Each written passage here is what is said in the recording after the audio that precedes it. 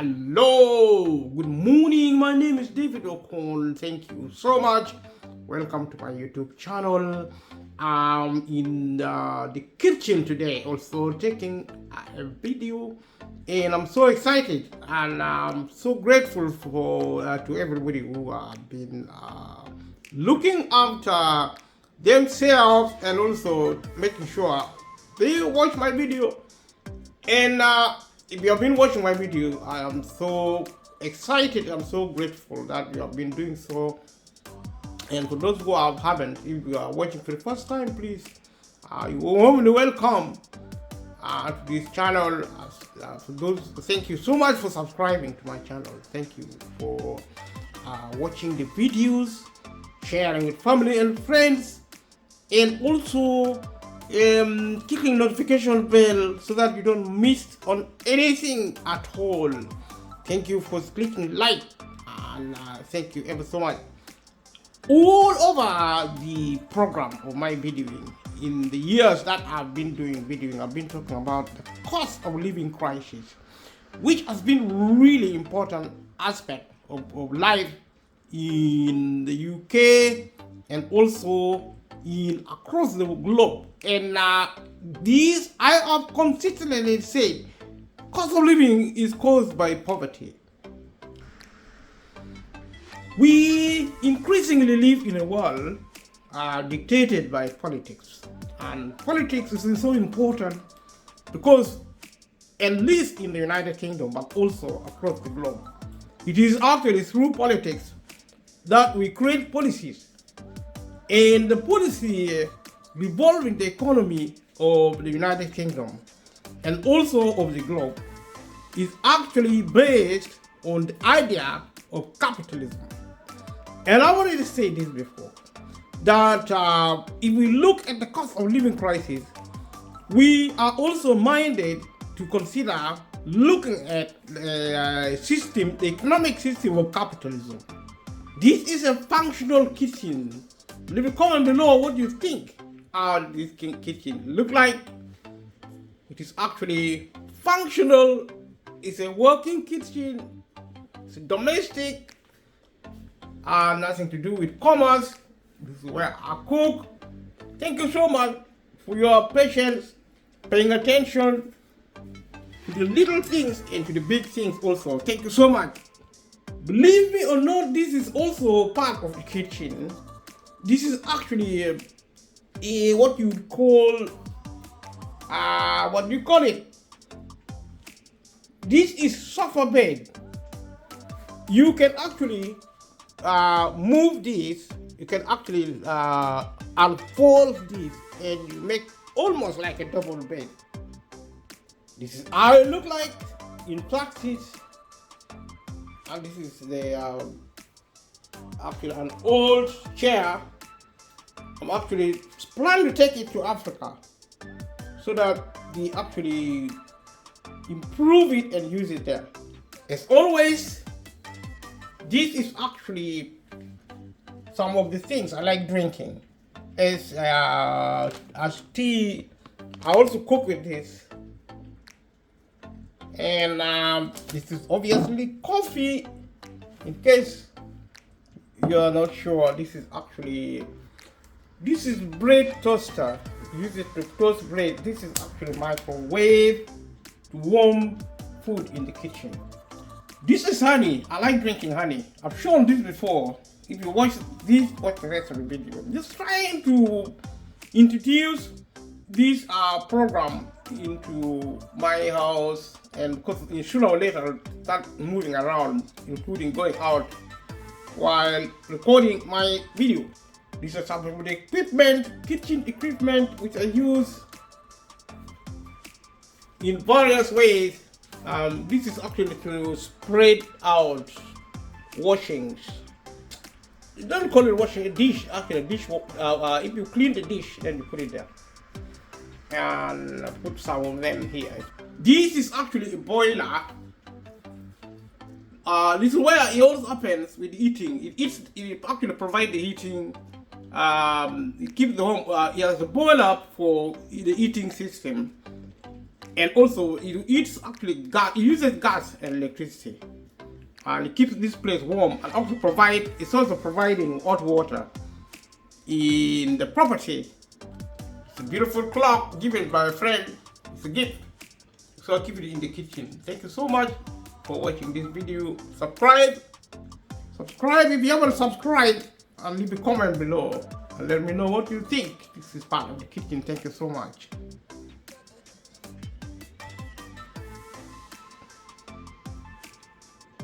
I've been talking about the cost of living crisis.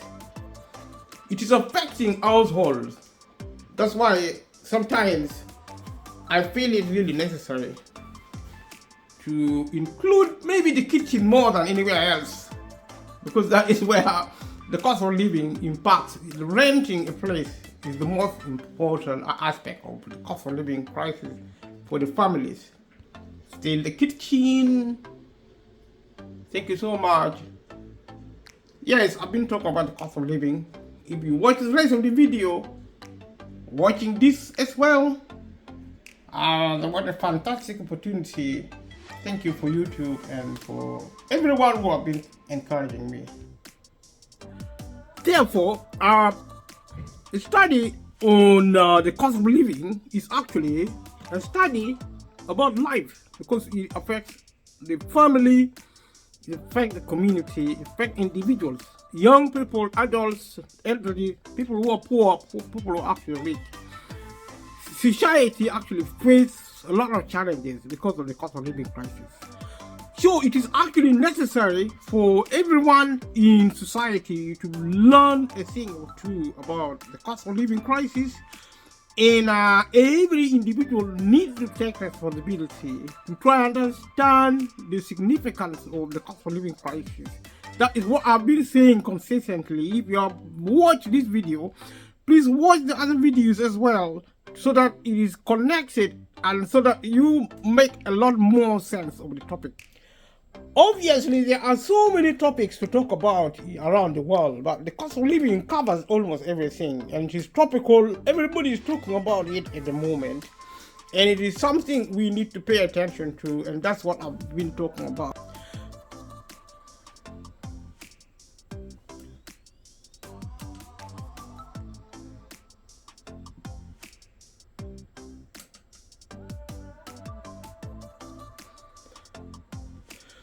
So in this context, understanding the cost of living is really essential, and it provides a lot of information for people who need to understand what goes on in society, policy, politics.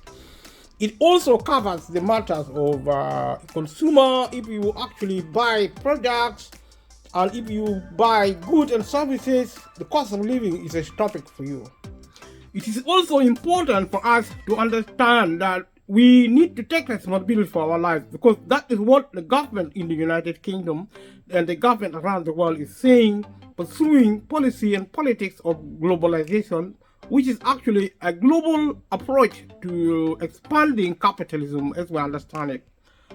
Capitalism and marketization also focuses on individualism as a philosophy, and this means the government is now asking the British people where I live in Britain, and also the people of the world, because what happened in Britain also happened across the globe, and the government is now saying everybody in every country should look after himself more than the state looking after themselves. So in the past, we also know that the state has been looking after us through the public sector, through providing public policy and services across the globe. In Africa, the situation must have been different. It continues to be different anyway, because the welfare state in Africa is not really the same with the welfare state in the rest of the world. In Africa, we have learned, Africans have learned, and they provide welfare through family and family welfare, or welfare family, or welfare community, welfare society. In the developed world, we have a welfare state, which is actually based on public policy and also social policy, which is part of also public service. But now things are changing because of capitalism, and there is privatization, which means selling of the economy and the country to the super rich, who will own these wealth and countries privately.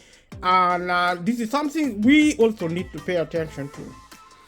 Taking responsibility is important for everyone, and also when we live in society, we need to really understand what happens in our family, in our community. We also have to use the resources we have as individuals, and we have to think about everything. We need to really do a study. We need to actually mobilize and work with one another.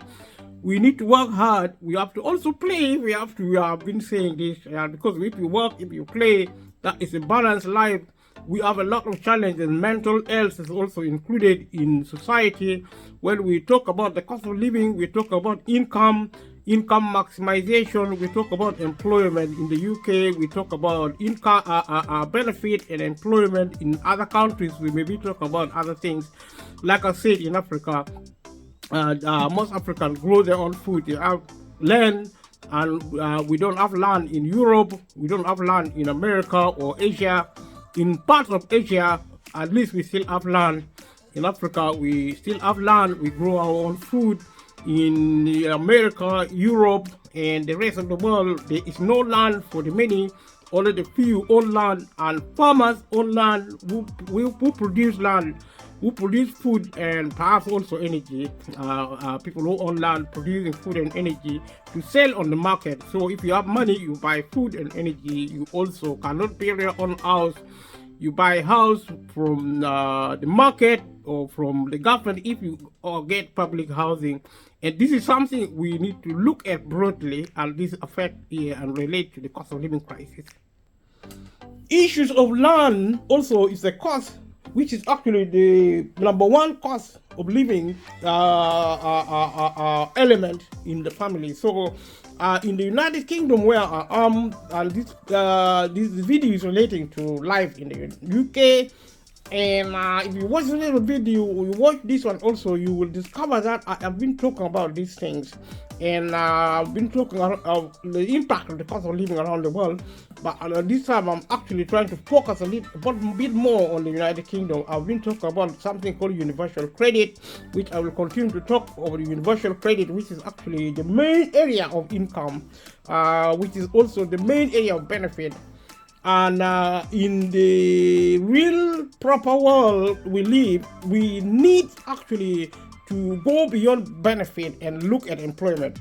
Employment is the main source of income in the United Kingdom. So if people were paid well on the minimum wage, for example, where the government would intervene to provide support for industry to raise the level of minimum wage, the British people would get out of poverty and they will not suffer the cost of living crisis. Because of public policy failure on employment policy, particularly in terms of the minimum wage, in terms of the level of the minimum wage in particular, and failing also to support industry to raise the level of minimum wage, national minimum wage and national living wage, there has been the cost of living crisis. And this has created problems for us all. And the benefit system also suffer because the level is quite low, and accessing benefits is extremely important. Benefit and employment are the primary source of income for people who need to work for a living, people who are not super rich. And I've mentioned this in the other videos. Please watch this video and the rest of the video to make sense of what I've been talking about. So in order to solve a problem, we need to understand the problem. We need to do a study of the problem to solve the problem of poverty, which is actually the cause of the cost of living, which actually exacerbated when the government failed to produce policy to alleviate poverty. You begin to draw a conclusion by our knowledge and understanding of the problem to conclude that the government needs to really get the British people out of poverty. It's always the best way to get the British people out of poverty is to raise the level of income for people who work for a living, either through employment or benefit. Another way is actually to manage the cost of housing, which is a major issue. The market price is actually so high, And also, when you look at the public housing, it is so difficult to get housing.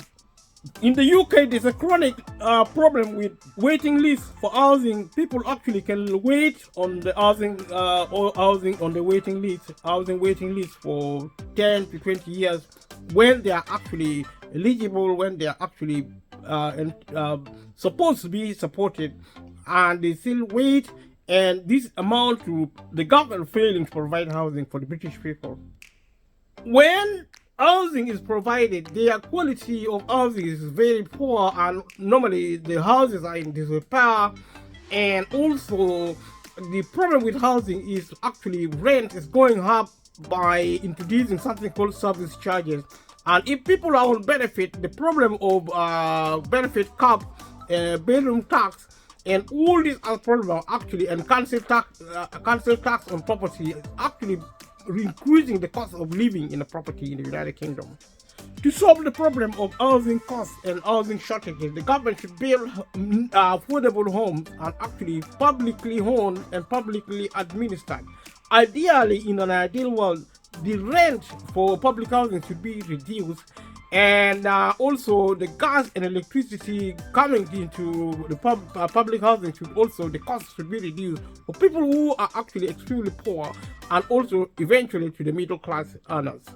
Now, Britain is the sixth richest country in the world, and nobody should be poor in the country. So correcting income and housing policy is actually part of getting the British people out of poverty, and this should be done by the government supporting the economy. And some of the other help needed in the country would be actually to support people who need help through healthcare. In the UK now, the waiting list at the hospital is actually so long. If you phone your family doctor, also known as the GP, general practitioner, you can wait for 1 to 2 hours and not even speak to the doctor. And if you speak to an administrator who answers the call, they are more likely than not to actually tell you there is no appointment. If you ask these administrators at the hospital to book an appointment for you, they will refuse, saying they don't do a pre-book appointment, and therefore people in effect don't actually access healthcare, and this should be corrected. The best way to correct actually the problem of healthcare in the United Kingdom is by the UK government perhaps also supporting the hospital more, recruiting more medical doctors, recruiting more nursing and care workers, and paying them good good pay, and also supporting them so that they don't live in poverty necessarily.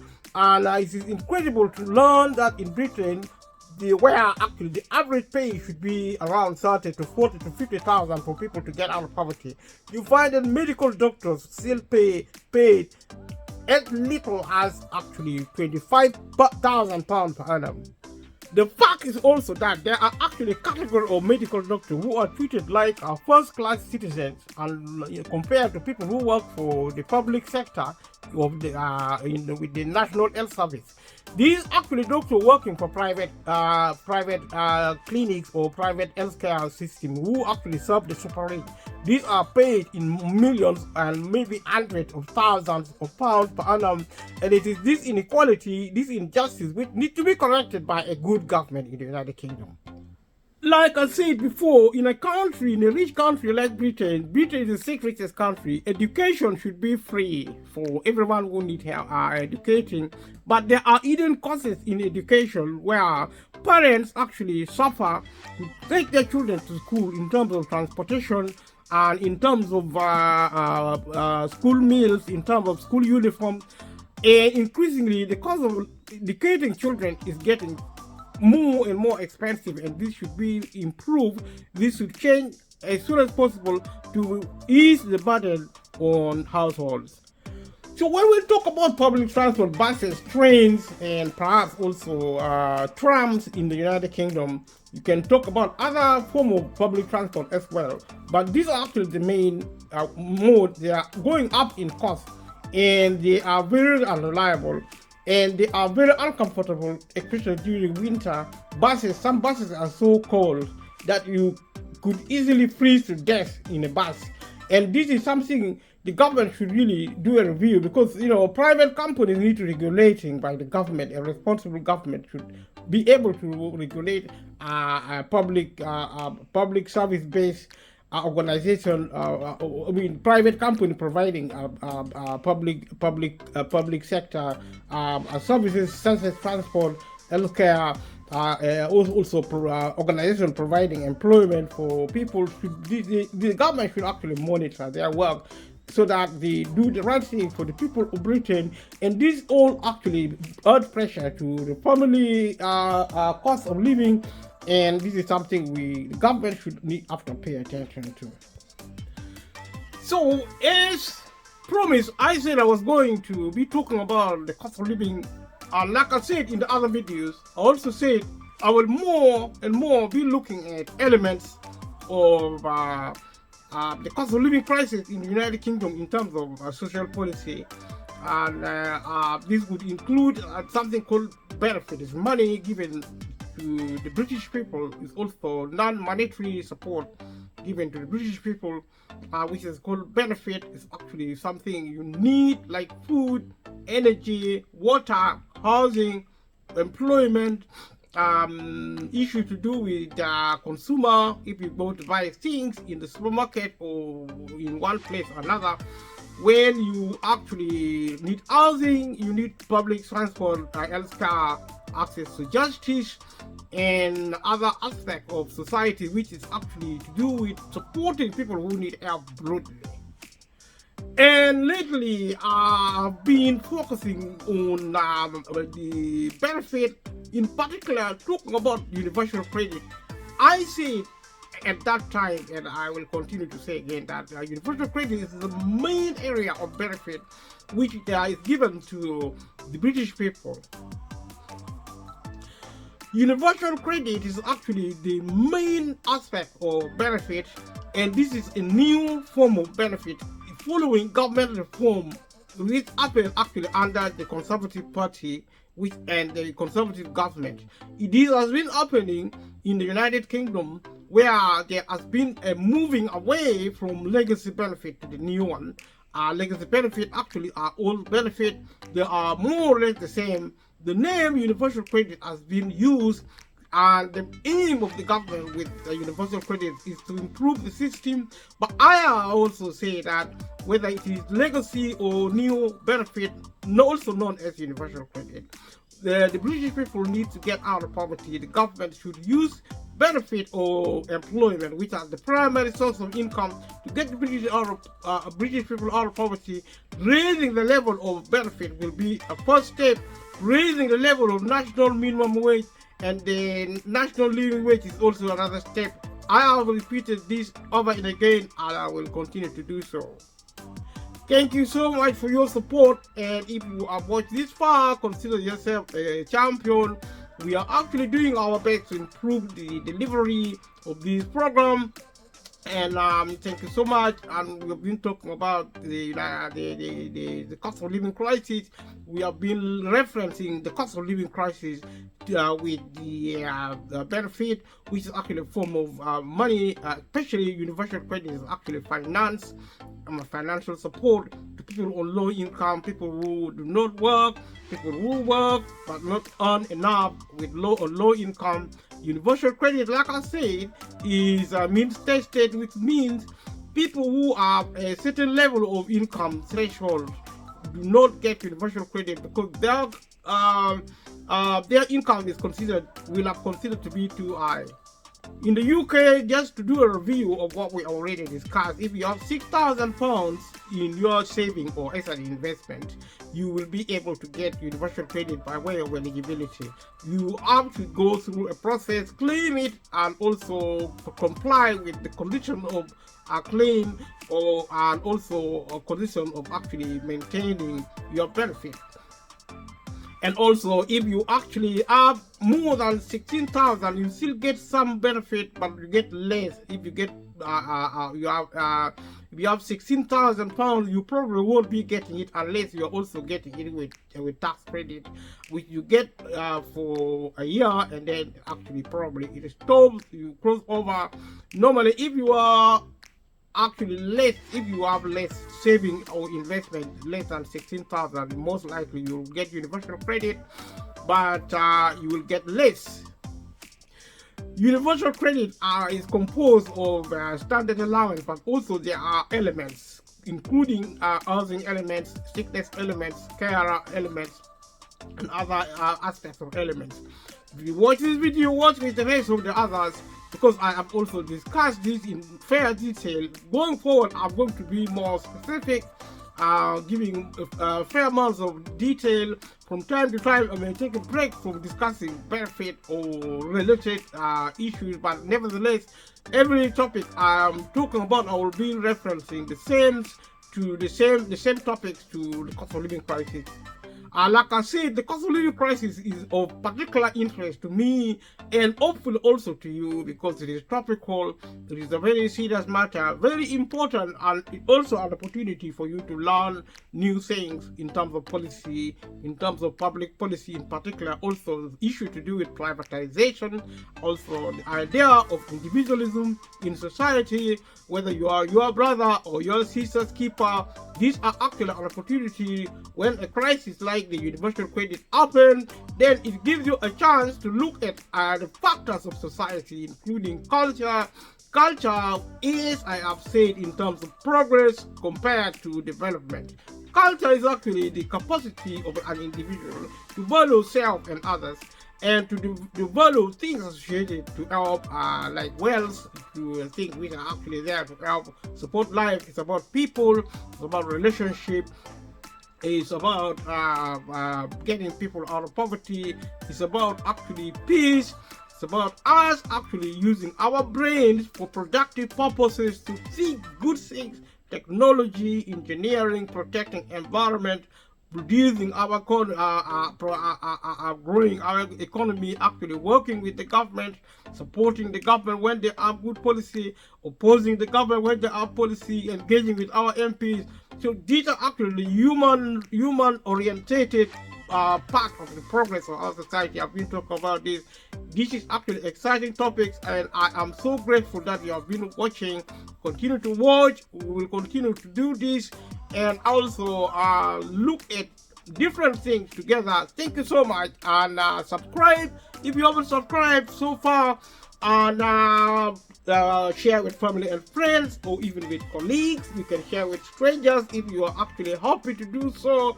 And also leave a comment below. Let us talk, let us discuss.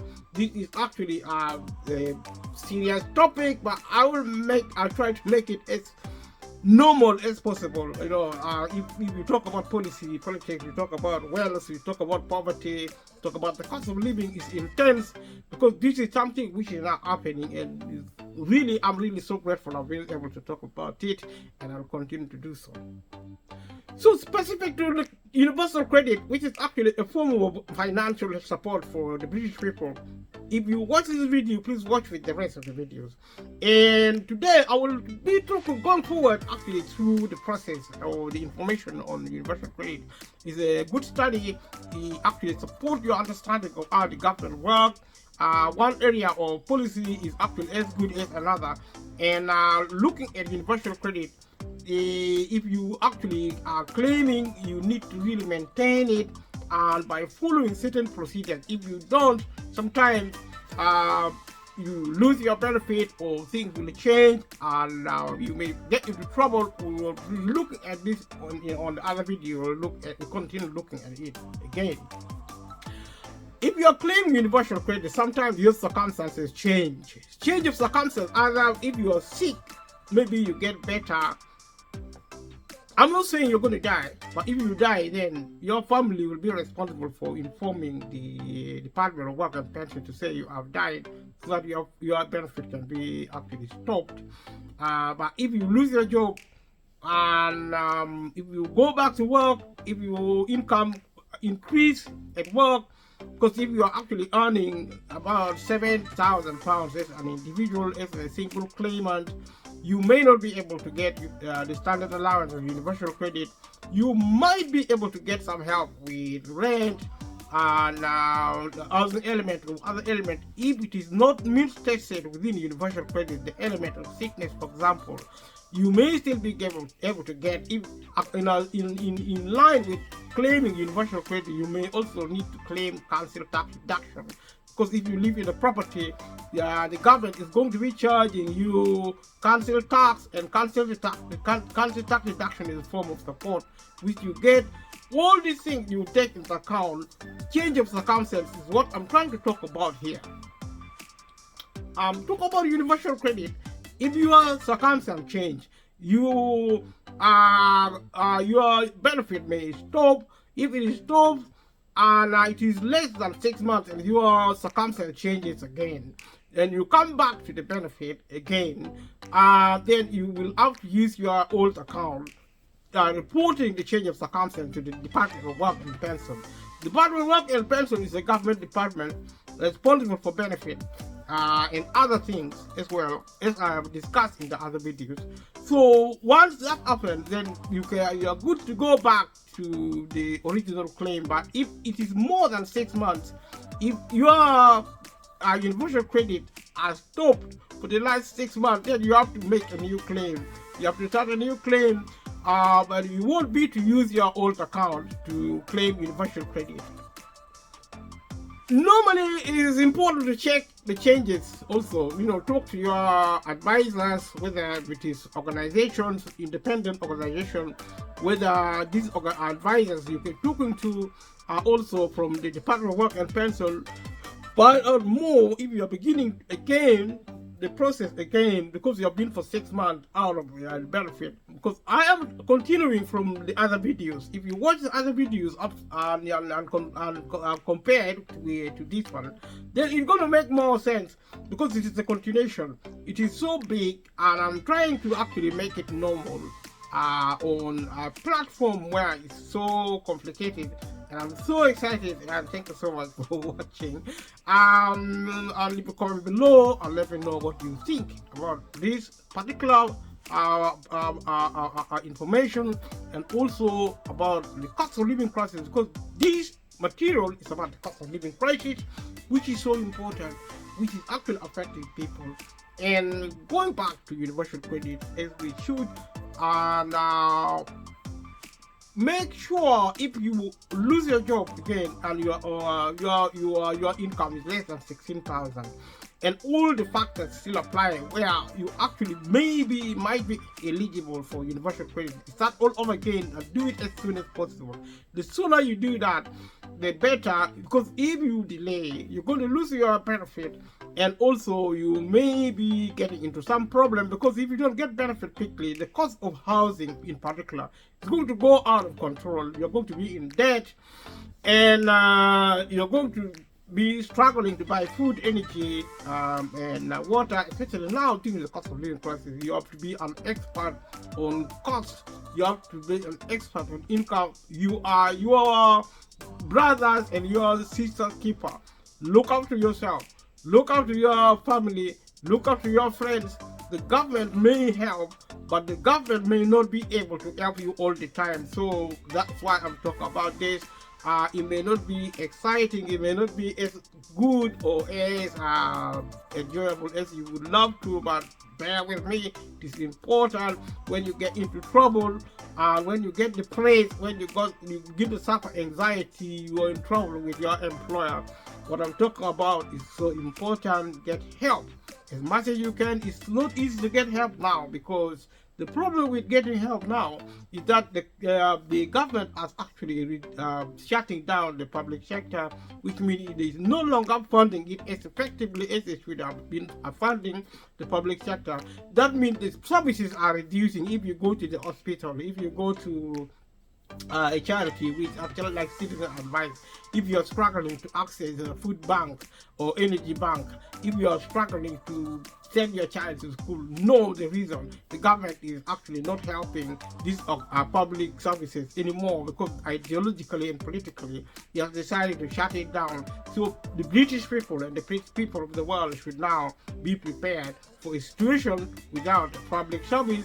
Maybe in the next 50, 100 years to come, we are going to get less, not more, of public service. The pressure is now, or the cost of living is created by by the government policy in the United Kingdom and across the globe, because of globalization, because of harmonization. Things happening in the United Kingdom is happening across the globe, and this is something we need to really realize and come to terms with. We should be an expert on policy, politics, ideology, on, if needed, expert on the law. There are information online. Read, form community groups and family groups and social groups. Discuss, go to public libraries. Spend some of your time to enjoy life, shopping if you have money, go on holiday if you have money, but try to manage your time more effectively. Make sure you actually learn and learn more, learn computer. When you speak to people, people are actually struggling to access computer because they don't know how to use computer. And if you don't know how to use computer, you cannot access most of the services being provided locally, but also in the supermarket. You need to learn now to use machines, because check out the supermarket is now shutting down part of their services. If you go to a supermarket in the United Kingdom, you know what I'm talking about. In America, you know what I'm talking about. If you go to banks, you know what I'm talking about. Everything is being computerized. Artificial intelligence is here. So we need to adjust now so that we begin to work effectively with machine, with computing, and all these things I've been talking about. And bear with me, I will be going back to talk about universal credit, especially if you're in the UK. But if you're out of the UK also, make sure you understand what is happening in the United Kingdom, because United Kingdom actually is a representative of capitalism, public policy, marketization, all these things we talk about. United Kingdom is a world leader, is a global leader. What happened here is so important. Even the Americans listen to Britain, Europe listen to Britain in many respects. Africans should listen to Britain. And what happened, what experience we've experienced in the United Kingdom is what experience we are going to experience in Africa, Asia, America, and the rest of Europe. So because of globalization, also because of harmonization, I keep repeating this.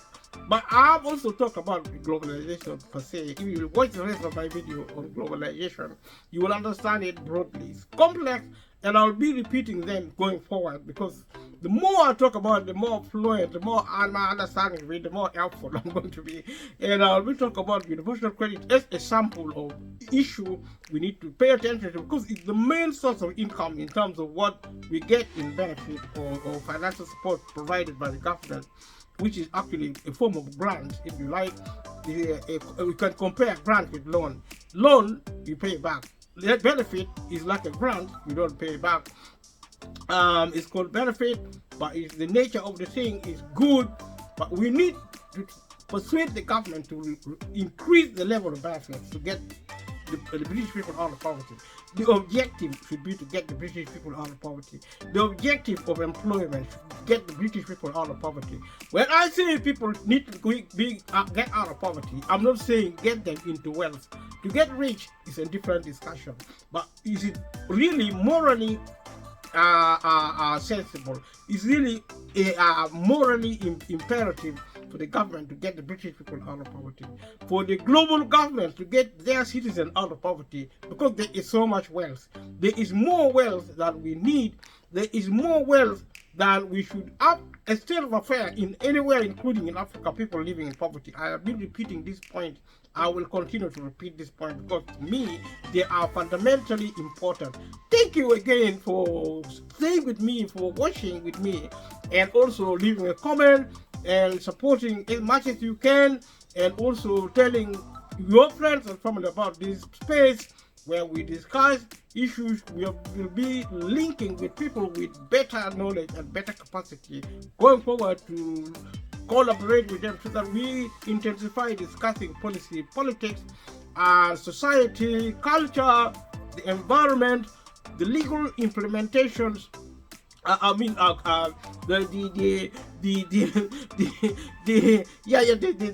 legal implements, materials, legal materials, and facilities.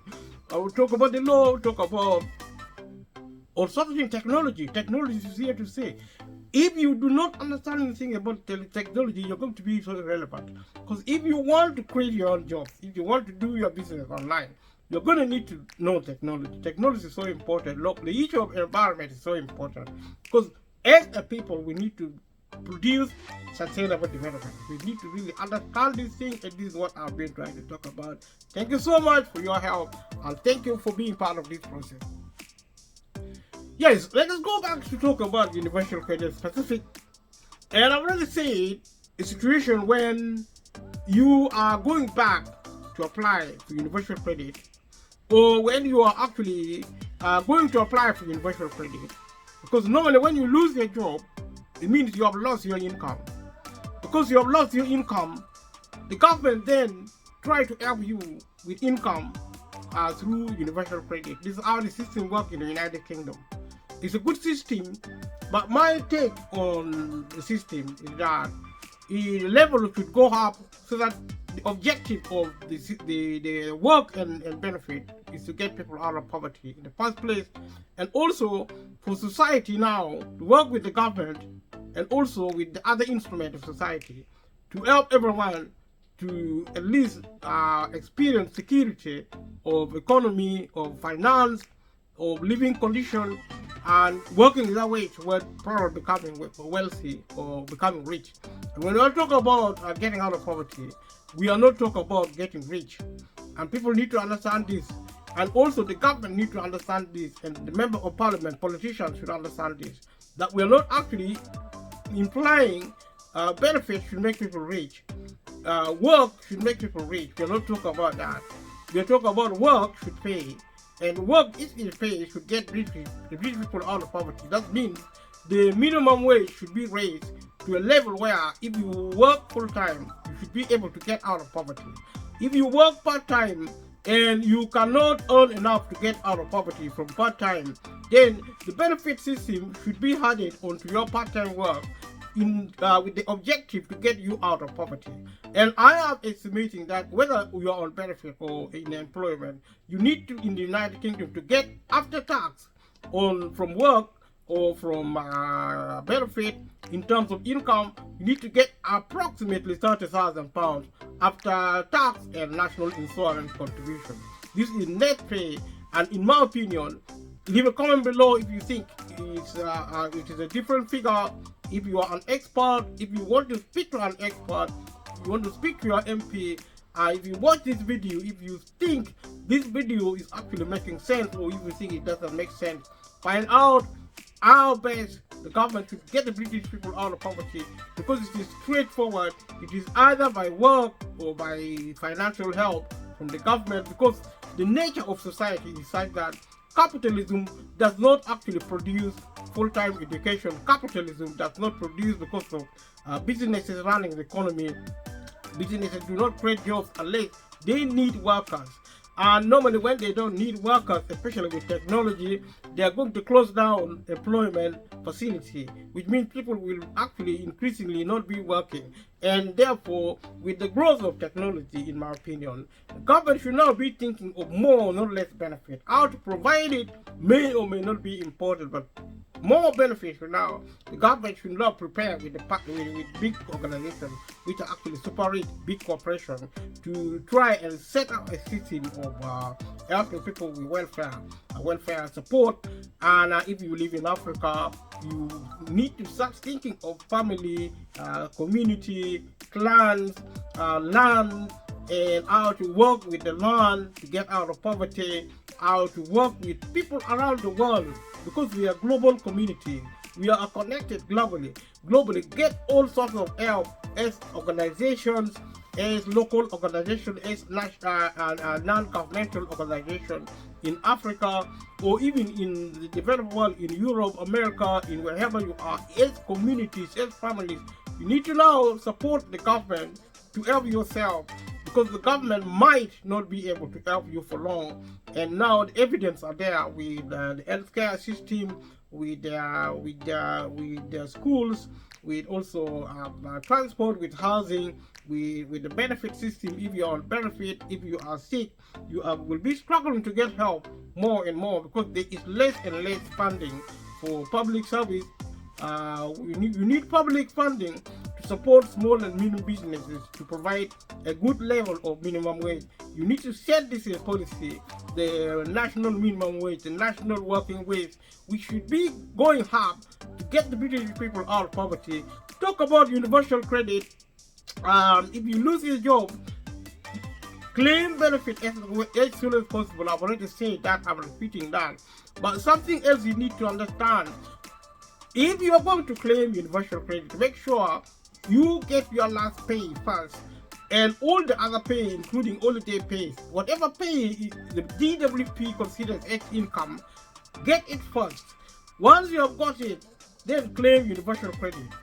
If you claim universal credit because before your last pay, the Department of Work and Pension will consider your last pay as your income, and therefore you are more likely to lose benefit. You're going to get less benefit. And this is actually a problem of technicality with the benefit system, and which is not necessary. If you stop working, you are waiting for your last pay, including holiday pay and including all these other payments. Wait first and get this payment first, and then claim universal credit. The Department of Work and Pension will not consider your last pay as income. It's about timing. They will not consider your last pay as income, so they will pay you the full benefit as if you don't have an income. But if you claim first before getting your last pay, including your last salary, including your last other benefit, or associated with your pay, maybe sickness pay, maybe holiday pay, because if you are paid that after you have already claimed, you will be assessed as if you have income, so you are going to get less money. If you don't understand what I'm talking about, because it's fairly complex, leave a comment below, and in the next video I will try to clarify this point, because it's so important. More and more people will be going into benefit because of technology. In the supermarket, we have seen people are now losing their jobs. Works are becoming more and more fragmented. It's more and more challenging to get decent jobs. When the government is saying there are jobs out there, they are not lying, but the quality of jobs matters as well as the availability of work. And there is no point getting a type of work where you actually there is a lot of unfairness, probably also injustice. There is a lot of inconvenience. Work is a form of inconvenience, but work should be of value. You should work full time. You should work reasonably in a stable way. You should be able to plan your life. You don't want your employer to phone you at midnight and ask if you're going to work in the morning, when you actually went to bed knowing that you are actually not going to work tomorrow. And these are the kind of work, the kind of employment you get with things like 0-hour contract, which is almost abusive, and also the irregularity, the uncertainty. You have to phone the employer every day. That is not the kind of work you want to do, because you need to plan your work. And sometimes you get more money, sometimes you get less, because your employer keeps sending you in different places, and they keep paying you different amount of money.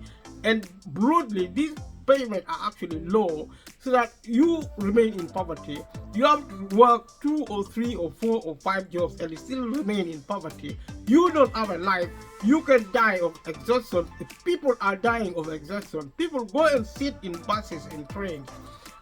They have been working from jobs to jobs to jobs. They don't even go home. Some people have been found dead in trains. They have been found dead in buses. They just sit and try to sleep, and they don't wake up because of exhaustion. Poverty has driven them into distraction, and and it is so easy to advise people to work reasonably. And because you're not going to get rich anyway if you are being paid low. Doesn't matter how hard you work, you can only do so much, and you are also being taxed. So you can advise people to be reasonable, but what we need in society is actually for the government to help people out of poverty. And this message must go out. And leave a comment below if you think this makes sense. If you think it doesn't make sense, leave a comment below. Share, subscribe, click notification bell, and thank you for your support. And I'm so grateful and so excited. We have been talking about this for a long time, and we'll continue to talk about this topic. And let me repeat the point that if you're actually applying for universal credit, if the only money left you're waiting for maybe is actually your redundancy payment. Redundancy payment is when you have been made redundant, which means the employer is saying there's no work anymore. Please, I have to let you go because we can't afford to hire you. We don't have money to hire you, and then they pay you redundancy. And if you leave because of that, redundancy pay may last longer. But if it is only redundancy payment you are actually waiting for, then you can claim universal credit, because the Department of Work and Pension does not consider redundancy payment as a form of income. I have said previously, and I say it again, that universal credit is income related, which means it's income tested. It's a means tested benefit. It means if you have the means to lead to livelihood according to the law, then you don't get it. Having the means you probably being paid as a single claimant, 800 pounds per month, or as a joint claimant, I think it's about maybe over 1,000 pounds. If you are claiming jointly, you get less money, but you are claiming jointly. The government logic provides that if you are actually claiming jointly, you probably don't need more money than a single person. So if you claim jointly, you're going to get less as a total. Not by much, because overall the level of benefit is actually low. And so is means testing simply means you don't have the means, you don't have the money. Like you don't have enough money. This level of money, of income or saving, is actually created by the law. This actually is applicable within the jurisdiction of benefit, universal credit in particular.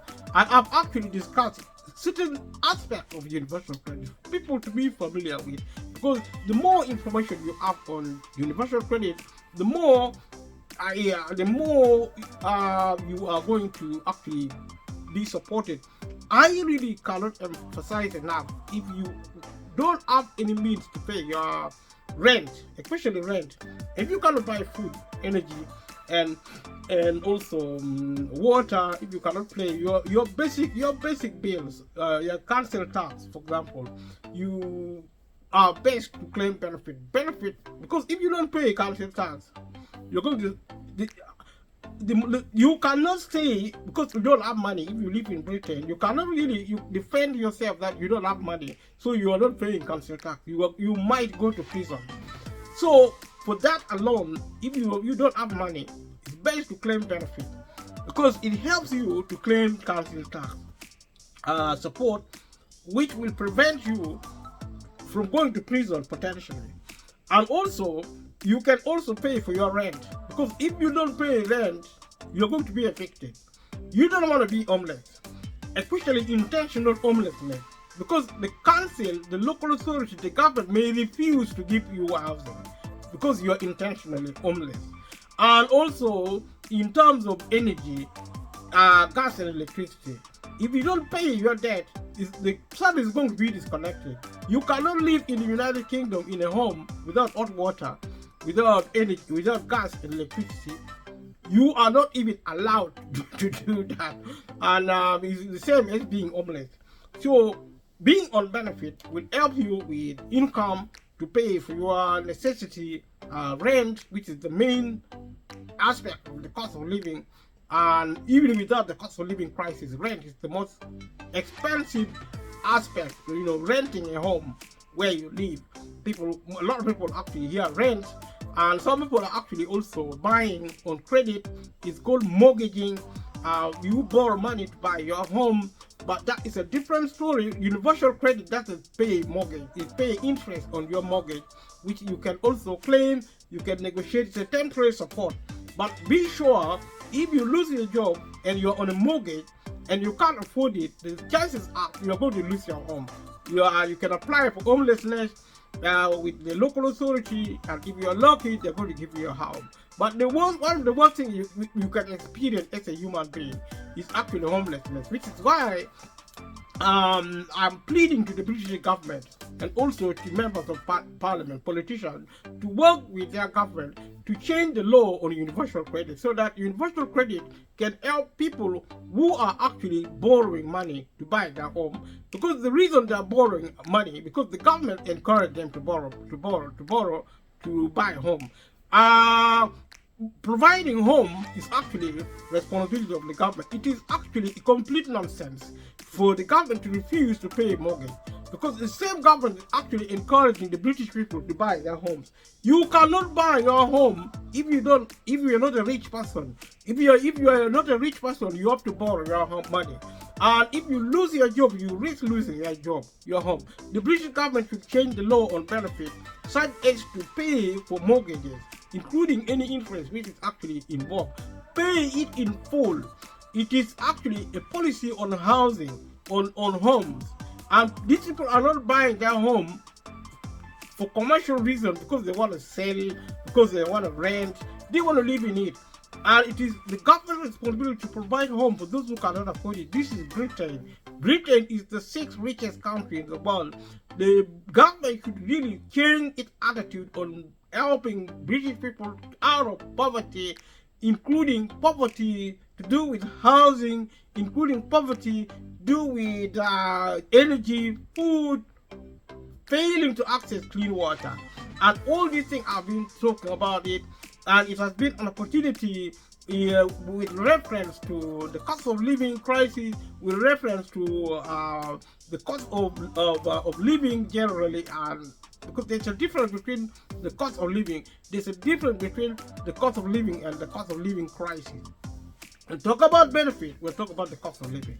The cost of living now is made worse by the cost of living crisis.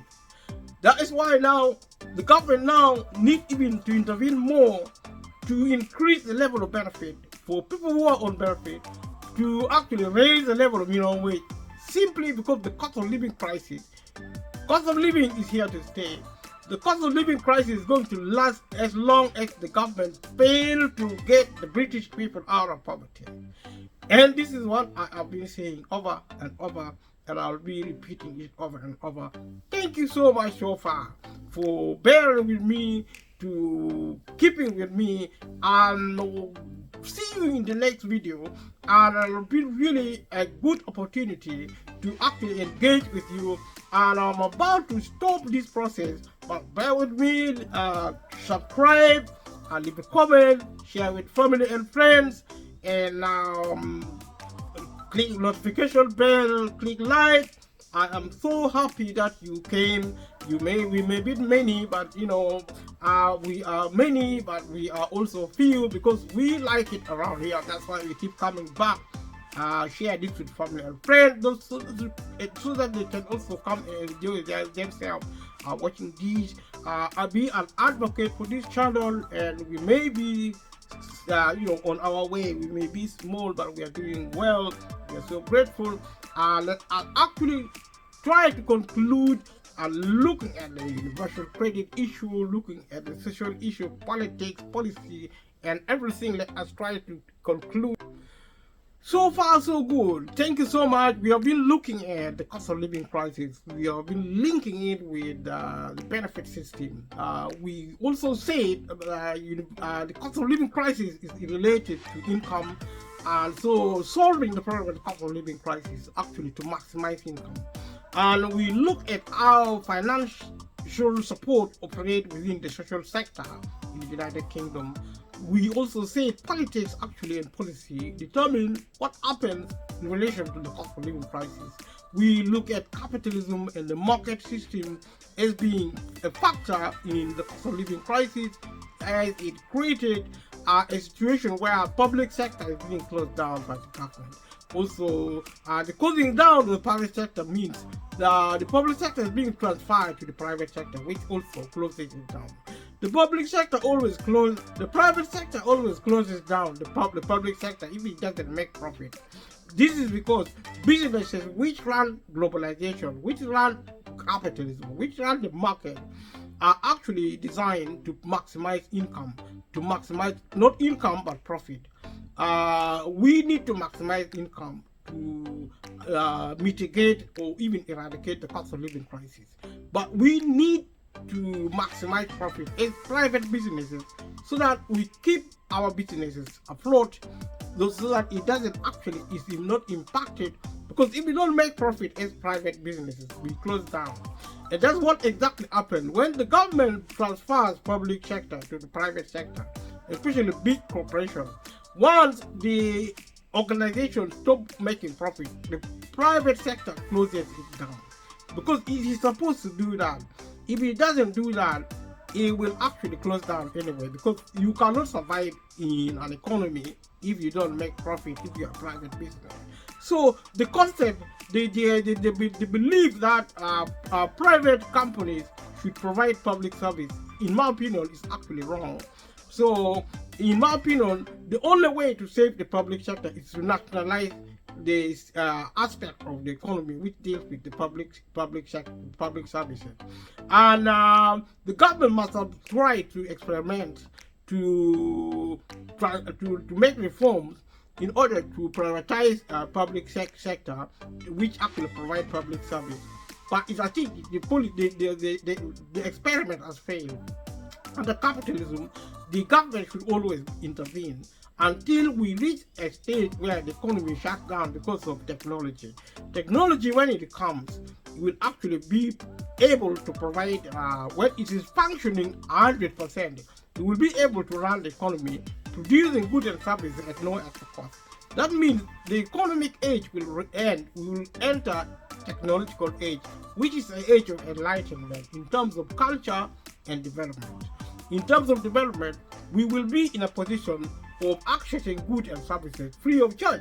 Because if it is produced free of charge, then there is no logic in selling it or in buying it. The reason we buy goods and services is because it costs to produce. And therefore, we have an economy. The producers want to recover their costs and also make profit. Therefore, we have a condition of selling and buying. Trade, in other words. With trade, there is an economy. Without trade, the economy stops, and we reach an age of material enlightenment and hopefully cultural enlightenment. Material enlightenment means technology will be producing wealth, goods and services, things we need like food, energy, water in abundance, luxuries, name it. Everybody will be rich and we will all be happy in terms of material enlightenment. And with that will happen because we're now seeing the life of artificial intelligence. We are seeing now 3D printers. We are seeing nanotechnology. We are seeing robotics. We live in exciting times. Technology is going to increase more and more, and better things we're going to be seeing with technology and its application. That is actually on the side of development. Whether or not we are going to get peace because we are rich, because the entire society is rich, is a cultural question. The culture means respect for ourselves and respecting other people. If we combine respect, which is a cultural phenomenon, and also proficiency in terms of development, producing goods and services, being rich, and also being rich as in personality, building good relationships, being happy, being peaceful, then we are going to be stable, we are going to survive. I have said this before, I'll continue to mention it. Progress being divided, in my opinion, in terms of development and culture. Development produces wealth and power and everything else. And culture actually teaches us not to actually use power to rule over people, but to rule over our spaces in terms of producing wealth, science, technology, in medical technology, food technology, energy technology, housing, transportation. We are to conquer the world.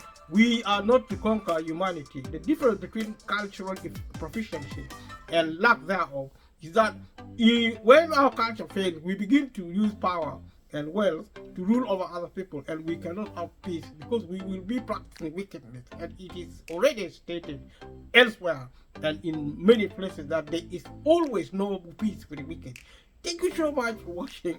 Leave a comment below, subscribe to this channel, and I'll be looking forward to making content such as these, and I'm so excited about this prospect. It is challenging, and leave a comment below, share, click notification bell, click like, and see you in the next one. Thank you. Bye bye.